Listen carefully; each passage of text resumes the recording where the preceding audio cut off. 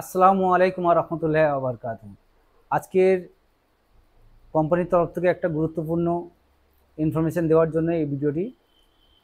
তো আমরা অনেক হাজি ভাবে যে আমরা যেই মাসে উমরা করব তার এক মাস আগে গিয়ে ডকুমেন্টেশন করলে পাসপোর্ট 15-20 দিনে চলে আসবে এবং আমরা নেক্সট মান্থে উমরা করে নেব।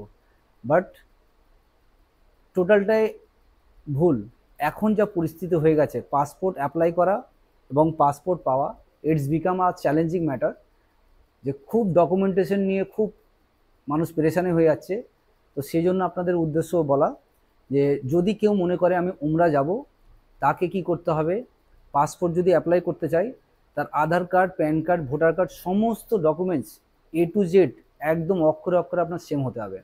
যদি ভোটার কার্ডে একটা অক্ষরও ভুল থাকে তাহলে সেক্ষেত্রেও পাসপোর্ট হোল্ড হচ্ছে। আর আমরা জানি 90% লোকের পাসপোর্ট বানান ভুল আছে।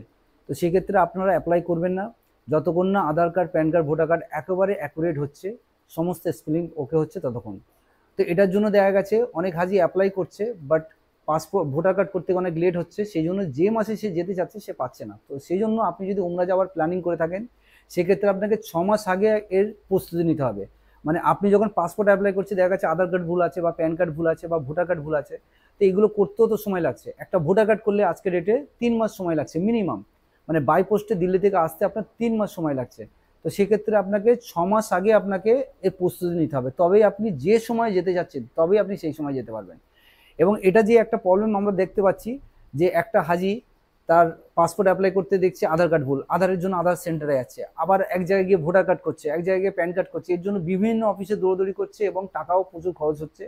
তো সেই জন্য কোম্পানির তরফ থেকে ইনফরমেশনটা দেওয়া হচ্ছে যে যদি কোনো হাজি সে উমরার জন্য পাসপোর্ট করতে যায়, তো কোম্পানির তরফ থেকে এটা জানানো হচ্ছে কি সেটা আমরা করে দিয়েছি কি টোটালি সমস্ত কিছু, তার Aadhaar card, PAN card, voter card সমস্ত কিছু সে একই ছাদের তলায়, মানে আলকাবির অফিস থেকে সমস্ত কাজ সে পাবে।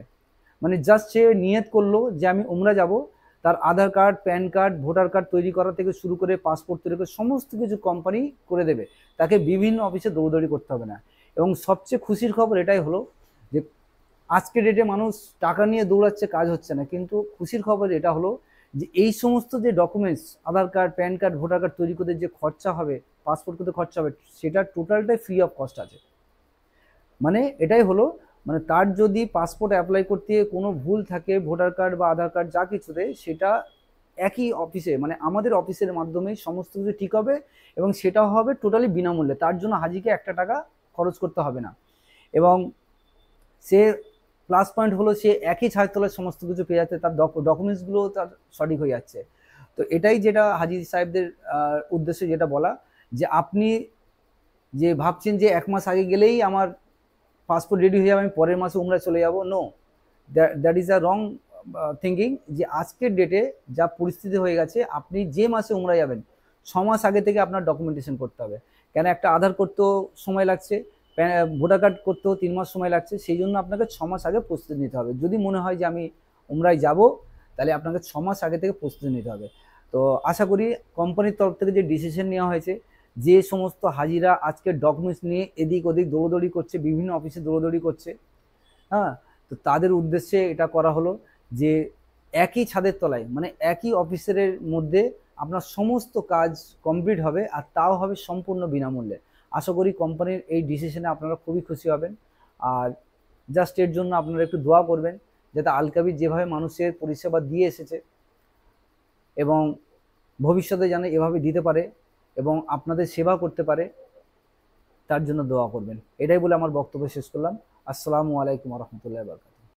لبيك اللهم لبيك لبيك لا شريك لك لبيك إن الحمد والنعمة لك والملك لا شريك لك